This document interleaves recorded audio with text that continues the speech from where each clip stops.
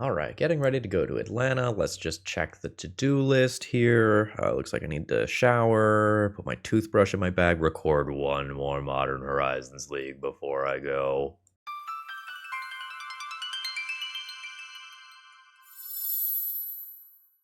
Hello folks, Phil Gallagher, aka ThrabenU here for another Legacy video, and today I want to revisit a deck from a week or two ago.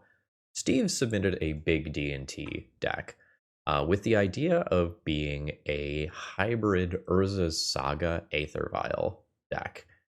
And I was very skeptical of the deck when I did the initial deck tech. And then the league went incredibly well, and it was kind of one of those like, well, it looks a little sketchy, but it really worked out. And now Steve has asked me to revisit this deck in the post-Modern Horizons 3 world, so I have added in a little bit of spice. And Steve has also made some changes to the deck list. So generally speaking, our plan is to kind of look like the white side of an Initiative Stompy deck with cards like Archon of Emeria and Anointed Peacekeeper serving as powerful hate bearers that can be played on turn 2. The deck is currently not a Chrome Mox deck. Basically, when I played my first league, I thought Solitude was kind of sketch, and then we didn't just kind of have the innate card advantage to oftentimes really take advantage of this, especially after mulligans. But I think going deeper on Chrome Mox isn't necessarily the way that we want to go, though it is conceptually very tempting. And as far as adding things go, we are going to try Witch Enchanter. This is a way to just squeeze a little bit of extra value out of our lands. This card has been pretty solid in my testing so far in other videos. It is a white card to pitch to Solitude, which definitely matters, as I am going to bump up the colorless count of this deck a little bit. There's a lot of combo running around, and Vexing Bauble to shut off all of the artifact mana is a nice speed bump, and I do mean it as that, a speed bump to help us make it to our other cards that are going to be incredibly powerful versus these necropotent style or necro dominance style decks that are running around in the format right now. And having a Vexing Bauble or 3 to fetch up is also just another way to just completely play around counter magic. So this deck is capable of Urza Saga into Ancient Tomb, play out the first few turns by just making constructs, and then we drop Vexing Bauble, and maybe we don't run into free counterspells for the rest of the game. Vexing Bauble does have negative synergy with our good friend Solitude over here, but Vexing Bauble also just has a line of text where we can sacrifice it to draw a card, should that ever be a problem that arises. By adding a bunch of Vexing Baubles to the deck, I do increase the artifact count for Urza Saga, making our Urza Sagas slightly more threatening. So we've got a couple of ways that we can run away with the game. We can start with an early Aether Vial, we can start with an early Urza Saga, or we can just start with an early Stoneforge Mystic into Kaldra. As far as the sideboard goes, I am trying to diversify my hate a little bit. I want some Mindbreak traps to bridge me to about my turn 2, where this stuff is going to start coming online and be very powerful versus those decks. And then we're going to have a mix of Graveyard Hate. Rest in Peace is a haymaker versus a large portion of the format. It comes at the cost of some degree of speed, though. This is not a Leyline of the Void that just comes down on turn 0. So this is going to do some work versus combo decks, but is maybe more there for some of the fair decks that are running around. We are very, very light on actual white mana. So playing too many white pip cards maybe doesn't make the most sense. And in fact, as I'm sitting here looking at these, maybe do those need to be extra creature removal? Because if those don't need to be extra creature removal, that could just be like a Lauren and another Witch Enchanter or something. 4 swords plus 4 solitudes already. Yeah, maybe they don't need to be. I don't know. I guess these hit planeswalkers and stuff too. All right, I'm gonna keep them. So yeah, the previous run with this deck went very well. Just to address this before I get the question in the comments, because I know it's coming. Oh, why aren't you playing White Orchid Phantom?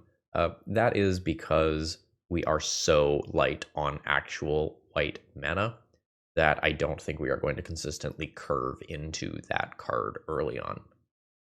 So yeah, let's see how this big D&T deck fares. Should you find that you need some cards from this very new powerful deck that is changing our format, I think in a good way, consider checking out TOAMagic.com. Tales of Adventure is an awesome site. They support many content creators such as myself, and if you order from them, you get free shipping. That's not good enough for you, and you just want to pick up your cards yourself, you can place an order online and pick them up at most major events. Promo code ThrabenU saves you 5% on your order. With that being said, let's battle.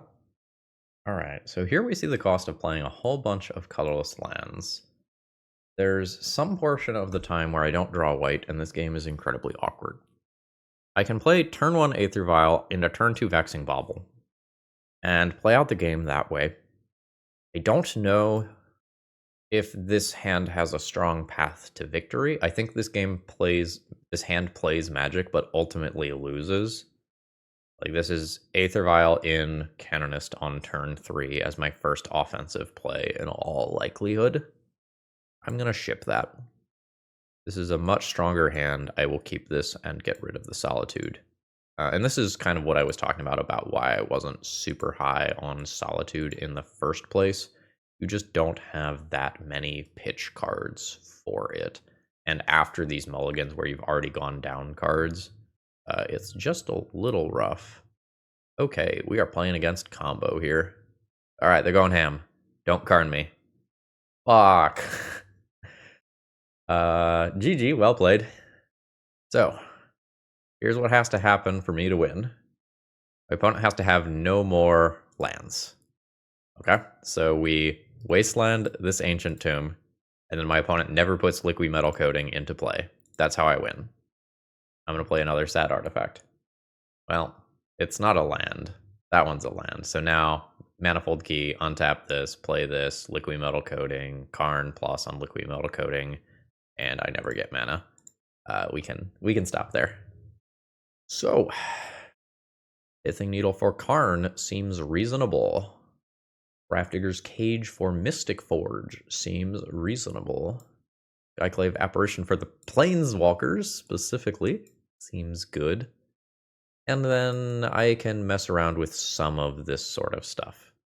Vexing Bauble going to be quite good here as a turn 1 play. Solitude probably my worst card for this specific matchup. Shadow Spear not super good here. Batterskull probably unnecessary. That gets me these. I think I'll play the Deafening Silence, but leave the Mindbreak Traps in the board. Mindbreak Traps sometimes stops very broken openers, but I am hoping that Vexing Bauble or Deafening Silence already covers that. And Mindbreak Trap, not the best once Vexing Bauble is already in play anyway. Again, we can control and manipulate that, though. So this is a Vexing Bauble opener, which is something that I really, really want, but I don't think the mana works out here. This is a reasonable hand versus a fair deck. Fuck, I forgot to board out Swords. It's not like it has 0 text, it's just not a good card. Okay, on 5, this'll do. I can Vexing Bauble and Grafdigger's Cage on turn 1 and hope to bridge it into something else. It's not you. It's one of these two. I think I just want the better threat. My opponent has also mulliganed pretty deep here. Alright, let's play out both our artifacts here. The Mystic Forge is worse. All the artifact mana is worse. Well, most of the artifact mana, I should say. Okay, we have Wasteland for that. That's perfectly fine. Oh, my own Urza Saga is fantastic. We're just going to try to avoid letting our opponent untap with mana, though. Not successful. Sure. Archon is a reasonable card that is maybe not going to come into play this game. Alright, fantastic. We have taken them off of mana for something like a Grim Monolith. I do have a whole bunch of uncastable cards in my hand right now. I can potentially get an Aether Vial to help out with that. Although I could also not Just assume that beating my opponent to death with a couple of, 5/5-ish construct tokens will be fine. Alright. So we make another construct. A dismember. Yeah, you got it. So I could get Lava Spur Boots and immediately attack. I could get Pithing Needle and just put it on Karn the Great Creator, so my opponent can't get something like an Ensnaring Bridge and hide behind it. I think I like this. The 4/4 threat is not the best on its own, but I have free stuff covered, I have Mystic Forge covered, I have Karn covered.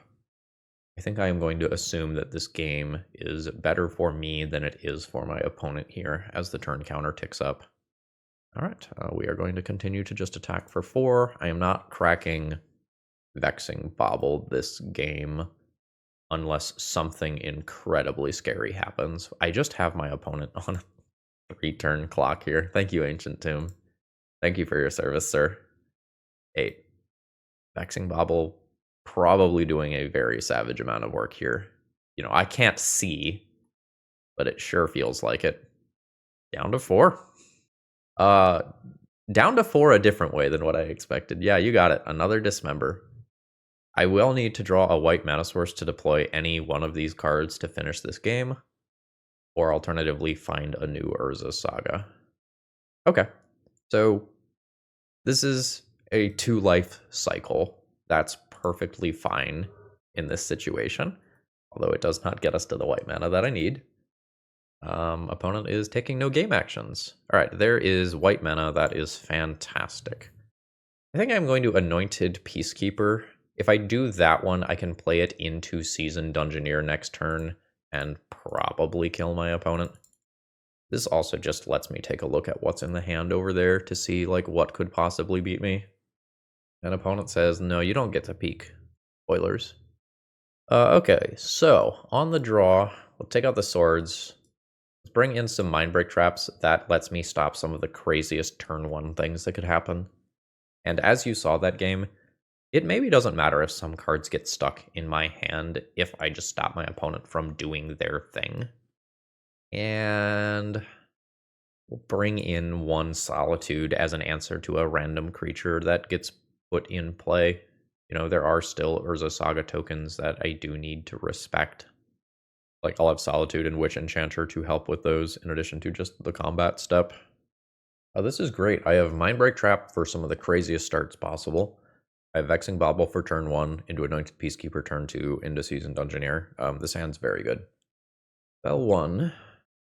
Spell 2, Mindbreak Trap is live. Urza Saga. My opponent has their own Vexing Baubles. This would shut off my Mindbreak Trap comically. So I guess I take it so that my opponent's Metalcraft isn't on. What a funny world. The problem with my Vexing Bauble here is that my opponent got on board ahead of me. So I didn't stop these things from coming into play. It is very funny to counter a Vexing Bauble only to play my own Vexing Bauble. This humor is not lost on me. Fuck. Okay. Alright. So you usually use Anointed Peacekeeper for the top mode here, but we're going to, I think, focus on the bottom mode here. I'm going to cast this and hope that my opponent does not activate their Urza Saga in response. They do. I think I am just stopping that other Urza Saga. Oh my god, yes. Urza's Saga. Cool. So I can presumably beat 1 Urza Saga construct token. Oh, I guess my opponent can go all in and make the second still. So is there a Shadow Spear or Lava Spur Boots type card that really breaks combat open? No. Yep. There's a Vexing Bauble in play. So my opponent can go 1, 2, 1, 2, 3, activate. I might not actually be stopping the Urza Saga here due to that other Ancient Tomb. I don't think I can tap another Ancient Tomb here for life. I think I'm just going to Legend Rule the Caracas. Oh, what if I just... Fuck, I fucked up. I fucked up. Okay, no. So, what if I instead just do this? And we just double up on Urza Saga. We're gonna pretend like I really care about this Aether Vial. Combat is still awkward here, as these are just still larger creatures than my creatures. God, the Grim Monolith just makes it so they can still activate. Fuck. So we can double block and trade with one. Take 6. Yeah. Anointed Peacekeeper's not quite doing what I need them to do here. More Ancient Tomb is not doing it. I need to Vexing Bauble my way out of this, which I did not successfully do. Yeah, we were very prepared for the combo side of the deck, and my opponent opened up on a hand that my Mindbreak Trap was not super relevant against, and then we just kind of fell behind. Today's video is sponsored by Moxfield.com, which is, in my opinion, the best Magic the Gathering website for hosting your deck lists online. One of my favorite features is that you can create your own custom tags for when you're deck building. So let's say you're building a commander deck and you want to know, hey, how many copy effects do I have? You can just create a tag and sort everything, and there's fun little hotkeys so that you can do this more quickly. So really, please consider checking them out if you are looking to tinker with deck lists online. Well, the game hasn't even started yet, and my opponent has Serum Powdered a ton of cards into exile. In case this interaction comes up, my opponent currently has a 7 mana card in exile. So if they play the new 10 mana Olamog, it could enter with 7 counters already. I have no lands, so this one is an easy mulligan. This one is a keep. My opponent's deck looks to be an Eldrazi aggro list, seeing Matter Reshaper here. So that probably means that Aethersworn Canonist is not particularly a powerful card. I think I'm going to dump that one. If my opponent does not lead on a creature, I can Aether Vial on turn 1. They did. So if I don't remove this creature, I could eat a turn 2 Reality Smasher, just off another Soul Land and this reduction of 1 mana. I think I'm going to Swords this creature. It's a little awkward if my opponent just goes Soul Land into Thought-Knot Smasher in particular, but otherwise this might considerably slow down the aggro elements of my opponent's hand. And the next turn I can Ancient Tomb into Stoneforge plus Aether Vial. Or maybe Archon? Well, Blast Zone makes these Aether Vials considerably worse. There is a Glaring Fleshraker. That makes Archon for mana denial much less attractive. Vexing Bauble not at its best here. So we are going to Stoneforge for, I think, Kaldra over Batterskull. And then drop an Aether Vial. My opponent probably doesn't use Blast Zone in the average game here. But we'll see what this exact game looks like. Fuck, it's Thought-Knot here. I lose Kaldra. That's not great. So we're going to take some damage from Glaring Fleshraker. Goodbye, Kaldra. And I'll take 2. I really need Swords to Plowshares as a draw here. Oops, all baubles. So I think I need to just cycle this. I think hitting removal is very important. I failed at doing so, so I'm going to take 2 more damage from this as a result. I'm going to play out this. I'll intend on chump blocking with Stoneforge Mystic to gain 4 effective life. So the worst case scenario is just Reality Smasher. I get attacked for 1 billion here. In that instance, not playing out Archon costs me a considerable amount of life. But I am very quickly going to lose to Thought-Knot Seer since I am on an Ancient Tomb start. Oh, so that's a Lord. That also means the Eldrazi spawn tokens can start attacking. That's very funny. It also means that Archon of Emeria block is not particularly great. And a Matter Reshaper as well. Yeah, we are absolutely just overrun here. Even if I don't die in this combat step, we're... Oh my god. What a fucking turn. So we'll probably just do some fine-tuning here to end up with a slightly higher density of removal. What is the worst card in my main deck currently? Probably Vexing Bauble. It's just 2 mana cycle. We're going to turn that into 2 removal spells, and then Pithing Needle, Eye of Ugin. I could Pithing Needle Wasteland. Sometimes my wastelands are very important. Sometimes keeping my lands is very important. I don't think this matchup is going to line up super well for me. I would be happy to be wrong. Okay, so we have some Devourer of Destinies revealed. My opponent gets to do some selection for their first draw step. My opening hand can remove a creature and wasteland a land. And then maybe pivot into some Urza Saga gameplay from there. Opponent is on Kozilek's Command. That's a good one to just kind of passively be thinking about. And none of the rest of that stuff is particularly surprising. All right, my Swords to Plowshares gets blanked. That's not that bad, but it's certainly not good. Hey, I have something to do with Swords to Plowshares now. We are absolutely just hitting the soul lands when I have the opportunity to. All right, there's another soul land. So I think this game becomes, can I win this game off Urza Saga? And I can't put this vial into play because of Chalice. Wait, fuck. Nope. I could have played out my Aethersworn Canonist. Oops. All right, so Thought Knot Seer trigger on the stack. I will Solitude this creature out of play. I have picked up an uncastable sword. Alright, so I'm going to lose this Canonist that I did not cast. My Urza Saga tokens are going to be slightly smaller than they should be. Archon is an interesting draw, but I think I am working on extracting my Urza Saga value. Okay, so I can play Archon next turn. Ooh, there's more. Matter Reshaper is fine. Oh, wow. Alright, it's been a hot minute. If it's 3 or less, it can just go directly to the battlefield. Got it. So we'll play an Archon. This Chalice of the Void is definitely doing some work with this hand. It is reducing the size of my construct token while blanking my removal. Am I willing to block? It's not a great trade. Like, it favors my opponent because they get to just flip it into another card.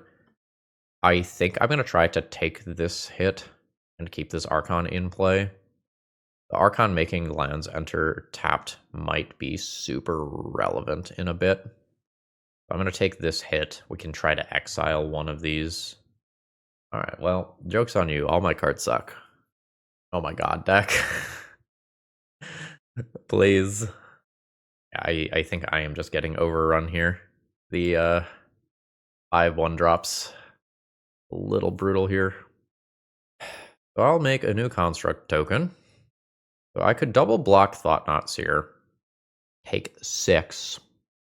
Only one of these dies. And get a new card out of it. I did not get got by a combat trick like Dismember. That's nice. Anointed Peacekeeper, not really what I'm looking for. I am. God, deck. I make another construct token. I am dead before Eye of Ugin gets activated. I'm going to pick up Boots. In good news, I don't have any colored permanents in play for Devourer of Destiny to exile. In bad news, everything else. I mean, at this point, I think I have to start doing this. And let's see what happens. It is an endless one. I mean, that's a 6/6 body. All right, yep. That's very good. So, I think I want to keep these out of castable range. I think I am going to use my Wasteland for mana this first turn. There's 3 of them. So, Devourers of Destiny are expensive, and I'll pass the turn. And then if I Wasteland my opponent, even if I end up losing Anointed Peacekeeper, we're probably okay. Sure. So then my opponent can make a slightly smaller Endless one. And I'll take 1 direct damage. All right. We're staring at each other. I am not in good shape, folks. I think this is going onto one of these. I think Ancient Tomb's ability to produce generic mana, 2 generic mana rather than 2 Eldrazi mana is relevant. I don't know exactly what my opponent's build is, but there are at the very least some cards like Serum Powder that could start bridging them to a higher mana total. My opponent could just, like, wait me out and burn me to death with this. Okay. Yeah, we are staring at each other. I'm not top decking particularly well in this game of Magic the Gathering we have here. Like a Solitude next turn would be kind of cool now that I have 5 mana. Ah, fuck. Yeah. So that's a direct damage. And then a second. I'm at 4. Reality Smasher can attack this turn because haste is a good keyword. Ancient Tomb is nearly shut off. Okay. So this one's got to die. So the way that damage works is damage is placed on a creature. And the initial combat damage is likely to destroy one of these constructs, and then future combat damage is likely to destroy more of them. Or, sorry, the next time state-based effects are checked afterwards, these tokens are going to shrink, and then they're going to be killed afterwards. So, how the fuck do I get out of this? So this could kill this. This could kill this. And then this could chump block. I take 1, go to 3. I don't really know how I win from here. I think I am just effectively dead. Yeah, so my opponent moves this to the left, indicating that they're going to deal damage to it first. And that means that I am going to lose the whole board here. I clear out the 2 largest creatures, but even if I draw a removal spell for this, I'm just dead to the other ones attacking. You know what? Fuck you too, deck. GG's. I don't think this hand has enough mana to be functional. This is a land. I could go, turn 1, play Shadow Spear if I wanted. Turn 2, play Canonist, hope to hit a land into draw steps. But if I don't, not only am I not playing Magic, but I will also lose this land. I don't think this is safe. This hand is perfectly fine. We're throwing away the Solitude for the reasons that I've already enumerated on in other portions of this video. So we get to lead on a Vexing Bauble, which could have a high impact on this game, or could do absolutely nothing. Against Underground Sea, it definitely did something. So now, we're going to follow it up with a Canonist. And if my opponent is playing like a Necrodominance deck or another combo deck, this is a pretty good 1-2 punch opener. We're getting a response. I've gotten spell snared recently. Negative. It is just a brainstorm. You are welcome to brainstorm in response. And we're in business. That's your 1 spell. That's a shuffle. Is this the pause of someone who is about to miss a land drop? It's delicious. Ah. But that is an ETB tapped land that is going to get eaten by Wasteland, so I'm perfectly happy with that. Ooh. Also perfectly happy with that draw, but I'm not going to let my opponent untap with that mana. I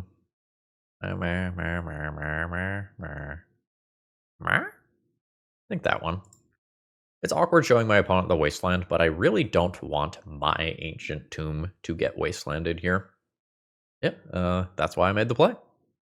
So from the look of things, it looks like I am playing against Scam here. So if my opponent plays a creature, I will just Swords to Plowshare it, and then play Seasoned Engineer. Yeah, there's a troll. Getting a basic swamp. So the cool thing here is that, like, my opponent is going to get this troll. That's their 1 spell for turn. They can't possibly counter this for 2 different reasons. So, boop.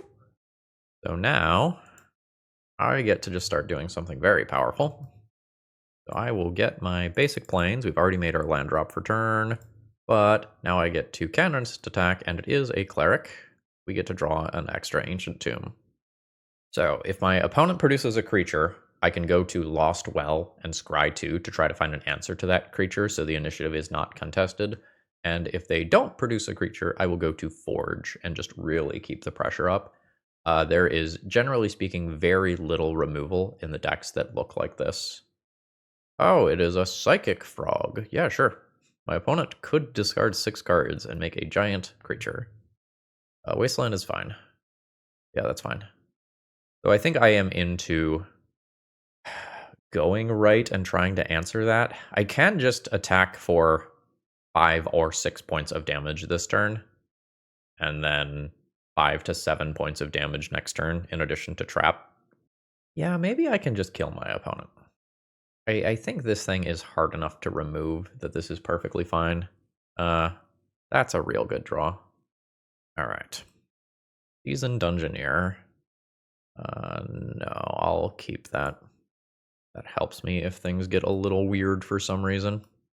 Opponent's at 12. Vexing Bauble is stopping cards like Daze and Force of Will here. Opponent can activate Psychic Frog a bunch of times in response. Otherwise, I am probably just naming Psychic Frog. Alright, opponent is not even going to let me take a peek. Alright, so we essentially have Psychic Frog Rescaminator. Rip is probably good. I will certainly play at least these four. The fairies are okay. Hissing Needle, Skyclave also fall into that okay realm. Vexing Bauble is good against Grief, good against counterspells. Canonist probably goes out. That's not super exciting here. Seasoned Dungeoneer is also kind of a spooky card to play, despite the fact that it did just win us that game. Like, most of the time, I do expect to be behind on board and playing catch-up, and Seasoned Dungeoneer is not the card that you want to play when you are playing catch-up. So that gives me these four, plus 2 removal spells for some of the Griefs and Psychic Frogs of the world. And then I can think about whether or not I want to, like, Pithing Needle some Wastelands or play Fairy as an additional way to snipe things coming out of the graveyard. So if I were in the opponent's shoes, I would be boarding out, I don't know, maybe somewhere on the order of 6 to 8 cards for fair stuff from the sideboard. And they could either cut some standalone threats like, you know, the Marktide Regents, the Psychic Frogs of the world, or they could trim combo portions. They are anticipating me bringing in a bunch of Graveyard Hate, like I am doing. Maybe they trim on the combo a bit, so it's more like Trolls and Griefs that get reanimated than Atraxas and Archon of Cruelties. So let's try this. You know, if I could cast my spells, this hand would be damn good.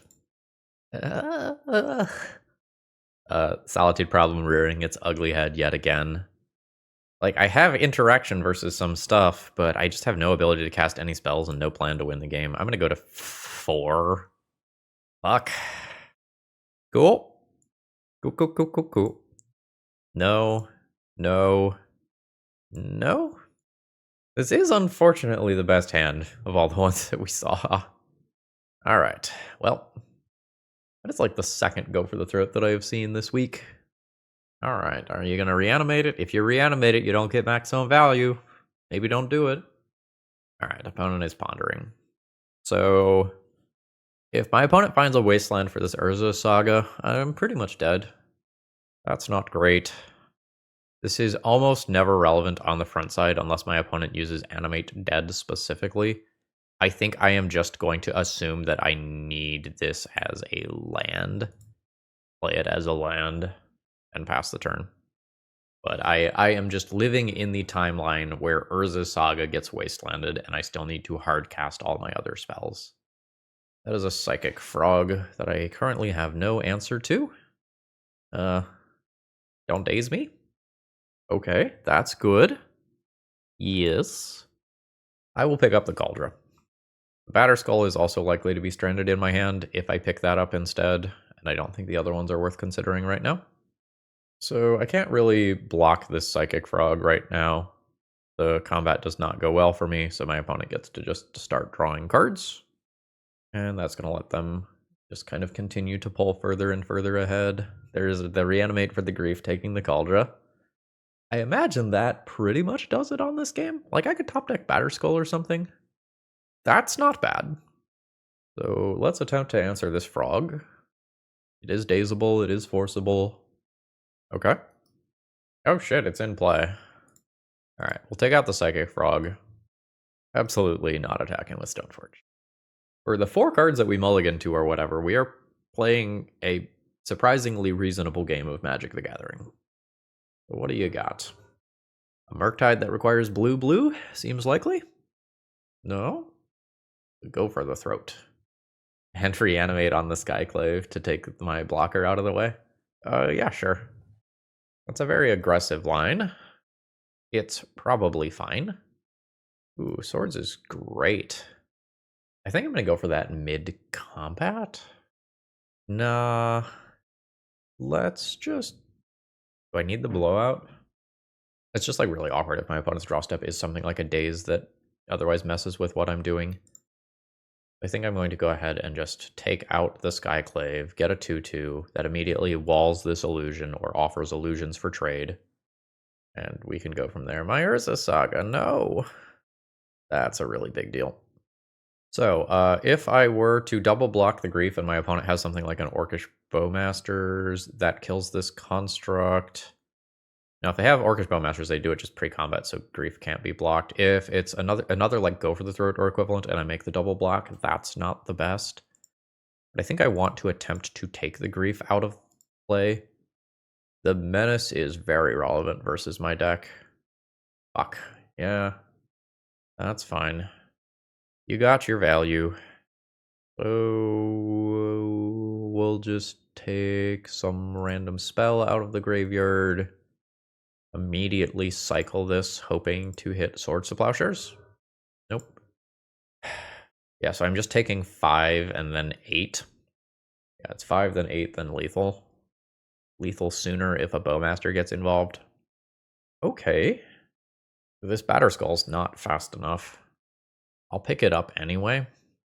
I think I redraw here in case my next card is a Witch Enchanter. An Urza's Saga. Okay. But I just don't really understand how I win. I don't have something like Battle of Bywater to just take out. Oh yeah, okay. Fuck me. Alright, yeah, no, that's fine.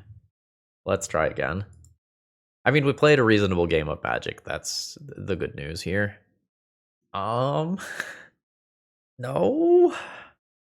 We are absolutely feeling the mana awkwardness this league. Oh my god. Alright, well. We have a clear plan.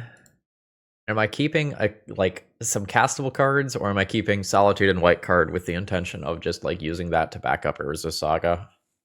Maybe we do something like this, split the difference. I think I am instantly dead to Wasteland. Not Wasteland. Okay, we are playing Magic. And it's not a turn 1 threat. Which I wouldn't super expect from this build based on what I'm seeing. We haven't seen Bowmasters, we haven't seen Delver, nor do I think I'm expecting them. Kaldra, not the draw that I'm looking for. Fuck. Yeah. So now I just have no castables. Hey! The deck took pity on me. As soon as I play the Stoneforge, though, the Solitude is uncastable.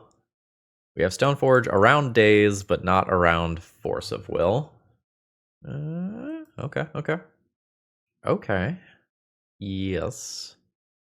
Am I grabbing the pseudo-castable Batterskull, or am I just going to just, like, do something like grab and immediately play Shadow Spear to put this outside of range of a possible Orcish Bowmasters? I already have something to cast when I get to 5 mana. I think I'm going to grab and cast Shadow Spear. If it sets my opponent back a land drop, I think I am okay with that. Alright, it's in play. Maybe I should have done this pre-combat. I push 1 more point of damage if it all plays out like it exactly did. On an untapped, an island, like tapped and untapped an island during their upkeep. So they might have a troll in hand. That is a Psychic Frog. So, here's how this is going to go. We're going to activate Stoneforge Mystic. We're going to put in Kaldra. The living weapon gets involved. We are going to equip Kaldra with the Shadow Spear. We're going to bash for 6. And I'm going to hold the Construct token back to get in the way of Psychic Frog. Opponent could nuke a portion of their graveyard to give this flying. But I don't think I want to offer Construct token for a bunch of potentially useless cards in my opponent's hand. Oh, they're not giving it flying. Cool. Now, I'll do this. So the goal is get my opponent to dump a bunch of cards while also getting this block in, preventing the card draw, and then I just, like, land drop Solitude, junk this. Yep.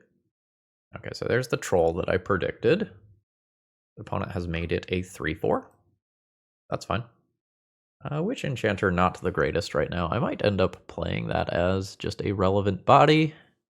I don't think I'm taking the Stoneforge attack. I think I am just crashing in with Cauldra.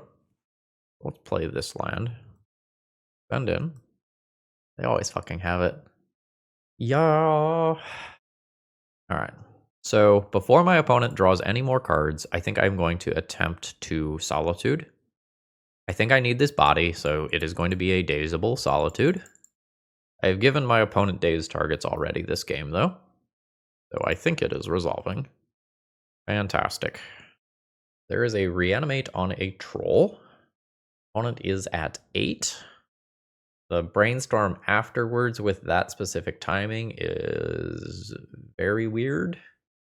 I think I would want to consider all of my options before that. I did not get Wastelanded. Is Witch Enchanter a spell or a land? I guess conceptually I am working towards equipping this. I'm not wastelanding my opponent. I'm going to go ahead and cast a Vexing Bauble. I might just immediately cycle it. I think I have some rather good redraws. 2, 3, 4, 5, 6. Caracas is potentially 7. Not going to pay life for that. We'll just pass the turn. Opponent's troll can't really attack, or I get to crack back with Solitude and or Stoneforge Mystic. More troll. Blue not showing for Brazen Borrower, by the way. Okay, there it is. That's almost certainly wrong. That's almost certainly wrong. I just win this game if this Cauldron gets equipped. So this is 2, 3, 4, 5. Like, I think you need to hedge against me ever equipping this Cauldron. I am one top-decked land away from that happening. I want to buff up the Solitude rather than kind of split it between the bodies. Alright, so this is going to be the fetch and put Brazen Borrower into play. Although, I don't know, maybe I put it on Stoneforge so I can equip Cauldra to Stoneforge that has Shadow Spear on it. And then it's a less attractive removal target. Alright, opponent is becoming the beatdown. So I do not have any blocks. I'll take 9. Okay. Animate dead on another troll. That's pretty good. File goes up. There's a Saga. That is a land. So we will Cauldra equip to Solitude. I'm about to gain 9 life. This is first strike, indestructible, haste. So if my opponent blocks, there is 4 damage going through. My opponent has to block. There could be a Bowmaster. This Stoneforge can't block anyway. Do I attack with Stoneforge Mystic? That always goes in. If my opponent has something like a Bowmasters and trades with Stoneforge, then I don't have a new body to equip this to, and I can't soak up any other damage, so I think I am just attacking with this. Alright. So, I am now at 16 life, which means that I am not dead to the crackback here. I also have Urza Saga Construct tokens coming, and my opponent does not have very much removal in their whole deck. They've used a Brazen Borrower and a Go for the Throat already, meaning that I did end up stabilizing, and my opponent choosing not to wasteland my Ancient Tomb cost them that game. If I don't get to equip this Cauldra, I gain a lot less life, and I don't win. Alright, I have an awkward but reasonable hand here. The Seasoned Dungeoneers are not particularly good in the short term, and my Wasteland is not super usable as a Wasteland. The plan is probably just do a turn 3 Archon of Emeria. That might shift given that. Oh, shit. Okay, well. This is not Dazeable or anything. Because Vexing Bauble. Yes. Now, is it Cauldra or Batterskull? Neither one is very hard castable. I think I'm the beatdown. Like, I think my conceptual way to win this game is put Urza Saga into play next turn, Stoneforge in Cauldra. If I draw another land, I can consider wastelanding this volcanic island. Oh my gosh, Delver flipped. It flips to Lightning Bolt, so Stoneforge is going down. That's fine. That means I shift to this Urza Saga game. So this sets me up to play an Archon. And again, Vexing Bauble means that it can't be countered. A Wasteland on Urza Saga or Caracas is currently quite strong.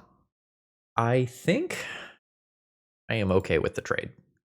Archon is certainly an annoying card for my opponent, but like I would love the board to be empty as this game goes on.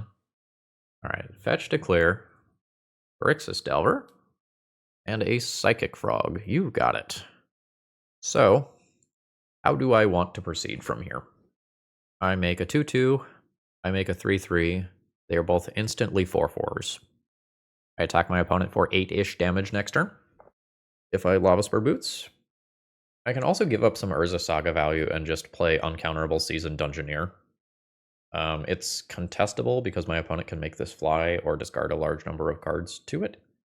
But in theory, if I draw a land, I could go Seasoned Dungeoneer, or no, I'm going to always have a land. So I could just go Seasoned Dungeoneer into Seasoned Dungeoneer with haste off of Lava Spur Boots. That seems incredibly hard to beat. And this dodges Lightning Bolt innately. I think I'm going to go with that and give up the Urza Saga value. Yeah, pick up planes, pass the turn. Okay, so the Psychic Frog is flying. It is crashing in for 1 point of damage. My opponent can take the initiative and search their library for a basic land card. Which they could have, I suppose. Alright, they are willing to grow the frog. Yeah, they are just junking the baubles and the force of wills that my Vexing Bauble invalidated. Oh, they failed to find a basic land card. Oh, that's a shame. DRC is totally fine. Ponder is totally fine. Getting rid of a Daze. And a Delver.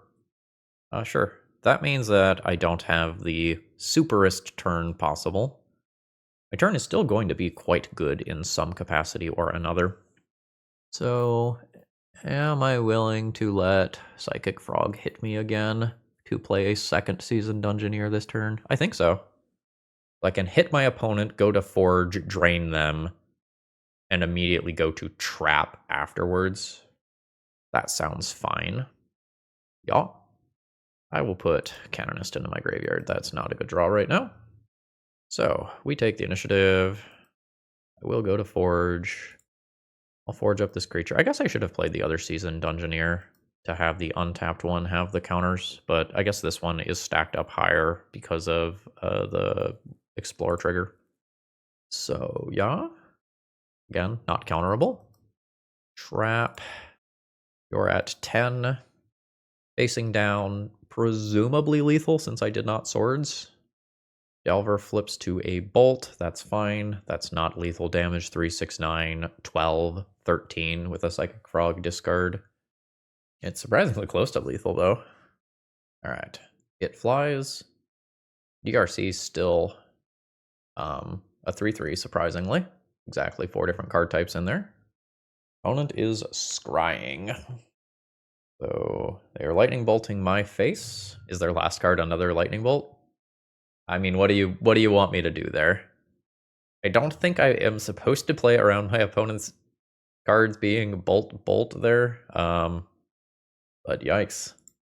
Okay, so Rest in Peace looking great. Skyclave looking great. Soul Guide Lantern and Pithing Needle can maybe fill slots. I'm not the most excited about them. I don't really like Canonist. Canonists immediately become Rips and 1 Skyclave. And I think I'm going to turn a Dungeoneer into another one of these. Then it's just like Pithing Needle and Soul Guide Lantern both are probably a little shaky. The Seasoned Dungeoneers are, again, a little weird. I'll keep them, I guess. I'm gonna keep it. The hand has a plan. I'm gonna play this as a land to incentivize my opponent to wasteland it, because I don't actually care about that land since I have 6 lands in my hand. So I would like my opponent to just like ponder or something on turn 1. Fantastic. It's a little dicier to start wastelanding them if they have, say, a DRC in play already. I am okay restarting this game where I have a land in play. All right, there's a new land. So opponent is not in a situation where I just get to wasteland them. So the question is, do I want to play a dazable Archon, a dazable Stoneforge, or pay 2 life to do a non-dazable Stoneforge? Or do I just want to make a land drop and pass the turn? I think I want to make a land drop and pass the turn. My opponent cannot like fetch and brainstorm at end of turn without getting wastelanded. So I think I just like teasing this there. If they play a wasteland and wasteland my wasteland, like, so be it. Sure. Okay, yeah, so that is happening. I will go ahead and wasteland their Misty. In response, they can crack. I still traded 1 for 1 with a land. Oh, cool. So they get a draw. I will play wasteland number 3. Pass the turn, and I will wasteland in upkeep. Hey, there's a brainstorm that I was talking about. So I will let my opponent resolve their brainstorm, and then I will wasteland Bulk. Get out, Bulk. Alright, opponent is continuing to make land drops. I think I'm just going to make a land drop and pass yet again, and not open up any spell this game to daze, and not take any unnecessary damage. Sure. A lot of lands in graveyards here. Alright, first threat of the game. I probably am not going to Skyclave that immediately. I think I just have better plays. I think I like Archon around Daze. Perfectly fine trading this for Force of Will, which I do. Pitching a Daze that we played around. Fantastic. Delver flips to a Meltdown, which is not good against my current hand, but is perfectly fine against my deck, more generally speaking. Got a post-combat Brainstorm, and a redraw. Sure. Take your draw. Swords is great. I have not seen a Murktide Regent from this deck yet, so I think I'm going to do this. Pay the life to Stoneforge. It is another Force of... Okay, there is Murktide Regent. So if my opponent is pitching Murktide Regent, they almost certainly don't have a Daze.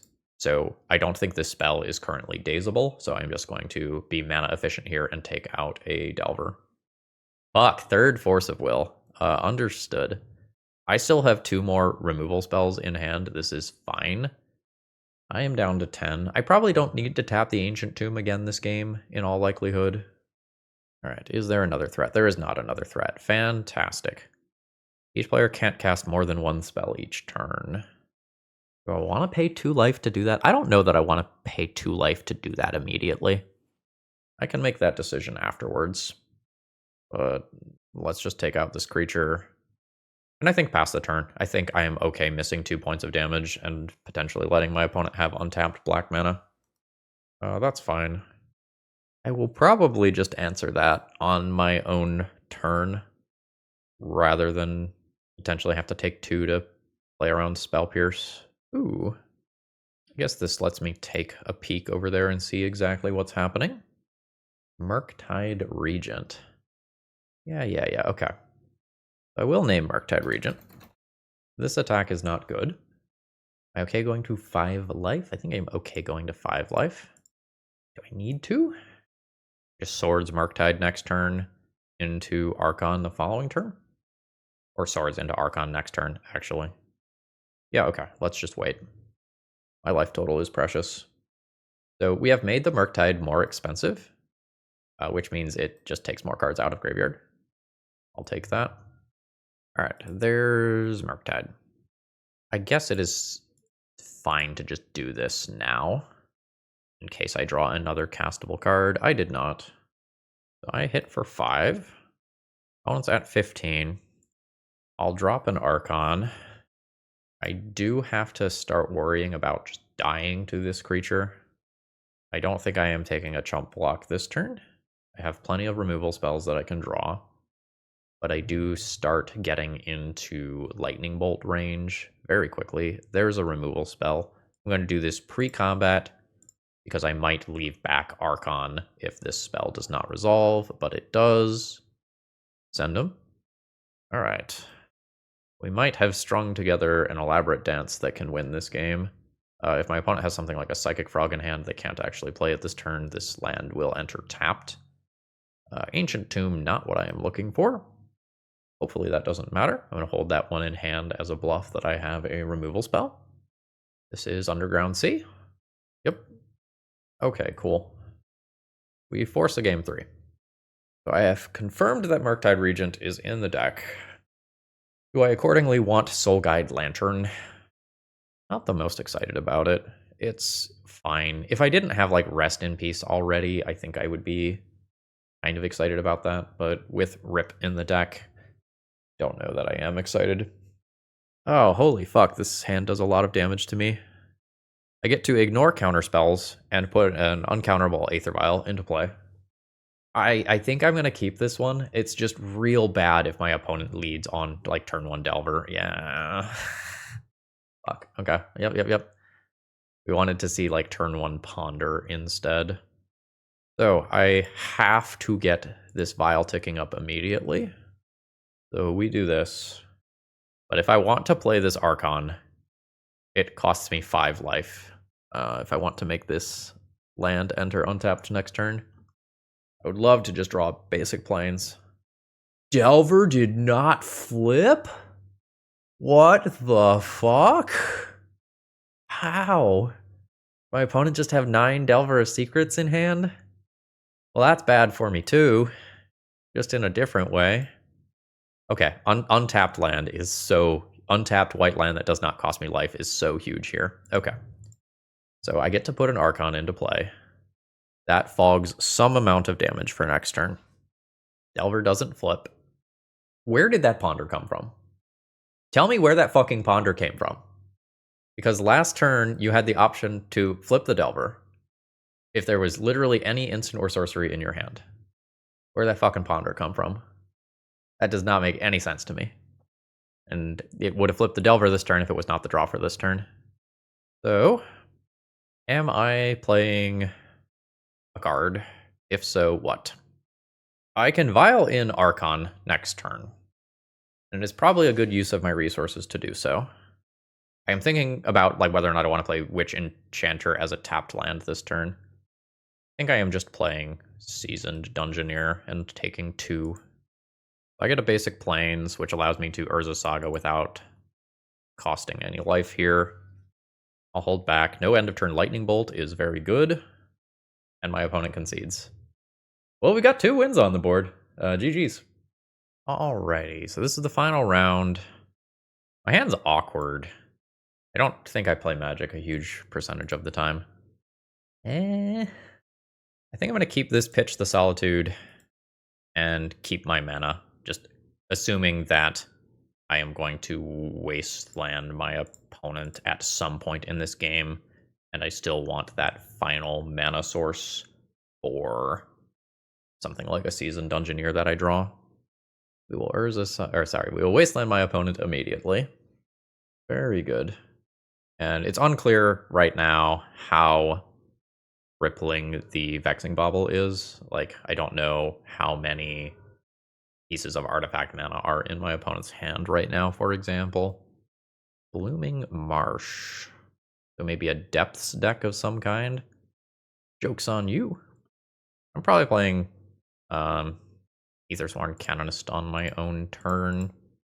Opponent's doing something unfair. There's a new green-black land that has a pseudo combo option with Dark Depths that's kind of expensive. This could be some other hybrid combo deck. I think like Witherbloom, Apprentice, Chain of Smog. I haven't quite pieced together what the Urza Saga is doing, unless it's just Expedition map. My Vexing Bauble could get a little weird with the Solitude in particular. 18. I'm going to play Urza Saga and pass with the understanding that sometimes things get a little funky. It is a Once Upon a Time. So my Depths radar might be correct. There's also an Eldrazi with a cast trigger. Yeah, that one. When you cast a spell, remove all counters from up to 1 target, permanent, or opponent. The next spell you cast costs 1 less for each counter removed this way. Alright, yep. We've got a clear idea of what's happening here. My opponent is going to remove a counter from Urza Saga, which slows me down a bit. Now I'm going to decide whether or not I would like to cycle my Vexing Bauble. Cycling it makes it a little easier to pitch cast a Solitude. I think I will cycle this. could get a little weird. Vexing Bauble came back. So now, would I like to hold up Hardcasting Solitude? Would I like to Stoneforge? Stoneforge for Cauldra is kind of cool. So this is an artifact, so it's not going to run into... Oh, I had 2 different instances of add colorless to mana pool because I have done stage 1 of this saga twice. That's kind of funny. So now we'll do this thing. Pick up Cauldra and pass the turn. Okay. I've lost the Cauldra. I still have my Solitude, meaning that I am not just dead to an end of turn. Who's what's it?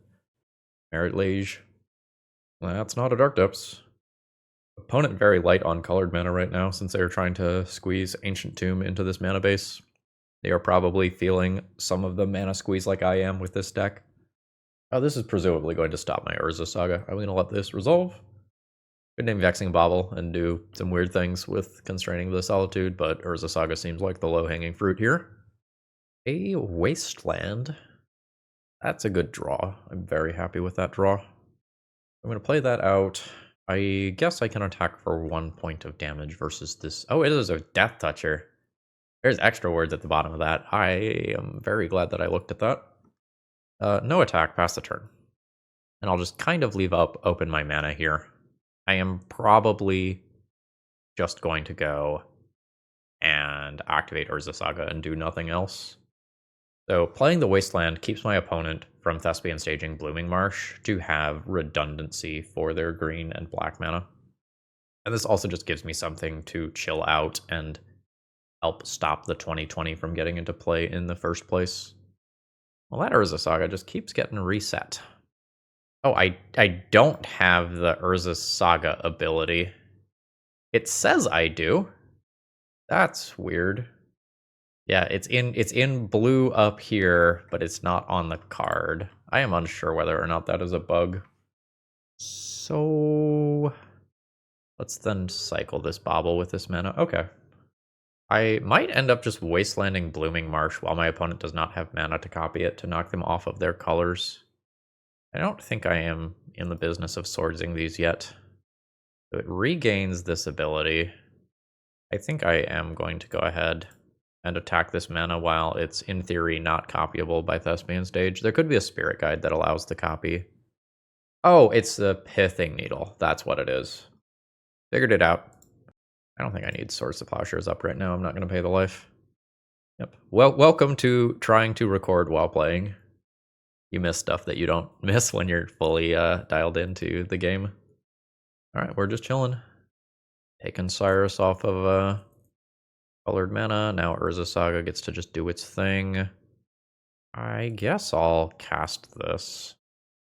Yeah, all my brain power was going towards the Cultist. My opponent's now probably going to copy my Urza Saga, which is fine. So it gains the mana ability first. Okay, so I have multiple instances of make a construct token now. And we can figure out what we're going to do about these Death Touchers. So I'll make a new one of these. Shadow Spear's sort of interesting. Boots just let these Canonists start attacking. I guess Shadow Spear does the same thing, but this is less mana intensive. Let's take the less mana intensive option. Then I will go bam. Boots up a creature that I don't particularly care about. I think I am okay swordsing one of these.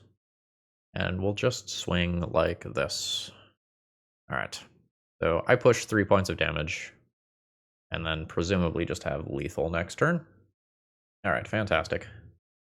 I did not play the tightest that game. Didn't matter this time. So, Pithing Needle, very actively good. Skyclave, probably fine. That's about it in all likelihood.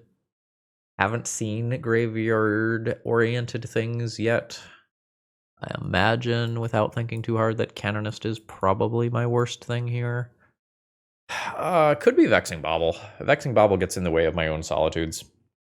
Yeah, this is at least like a white card that pitches to Solitude, and it is still also an artifact for Urza Saga tokens.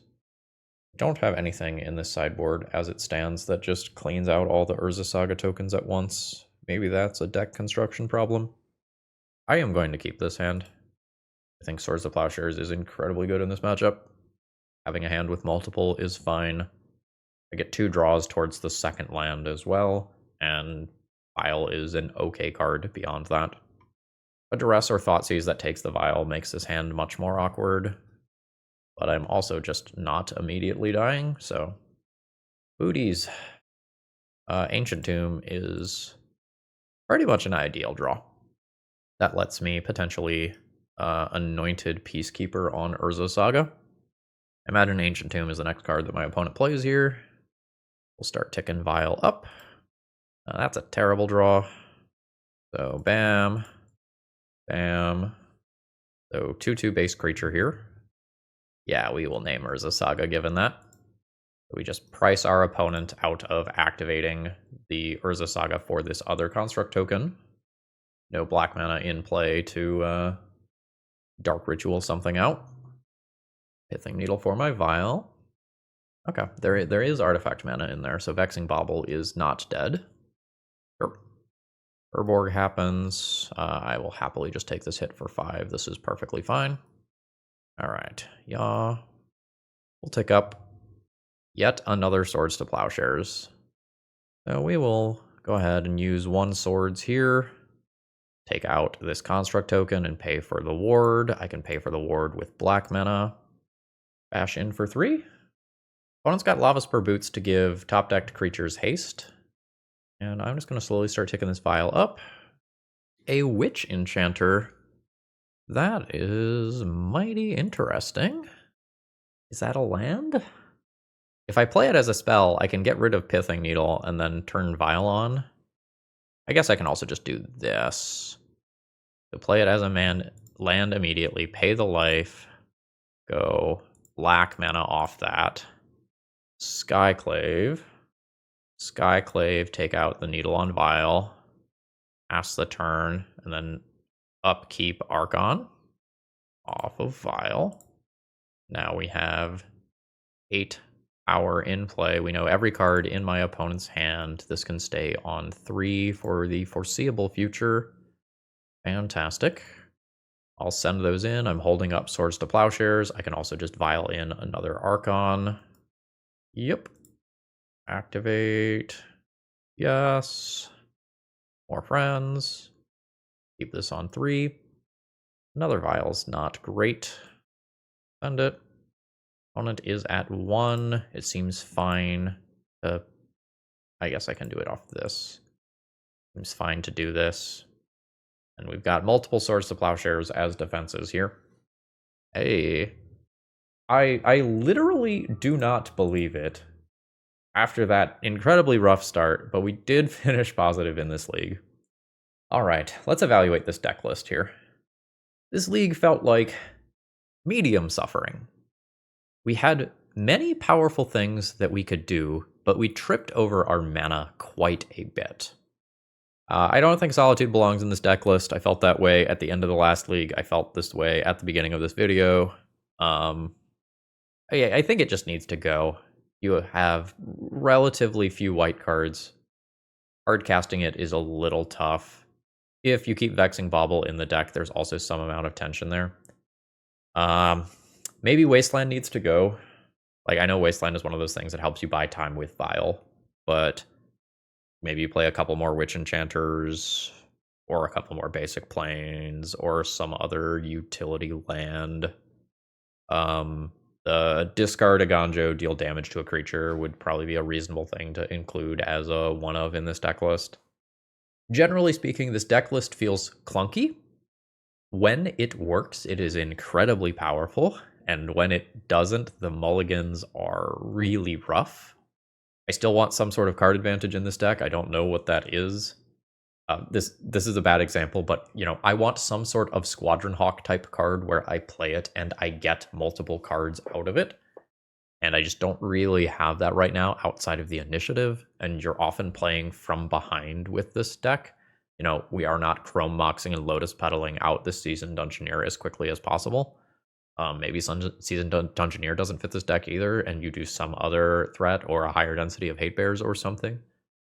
This deck list has potential, but it still feels rough around the edges. Witch Enchanter was sometimes good, sometimes bad. Vexing Bauble was frequently very good. I am very happy with that as something that helps buy time to get to these cards for our combo matchups.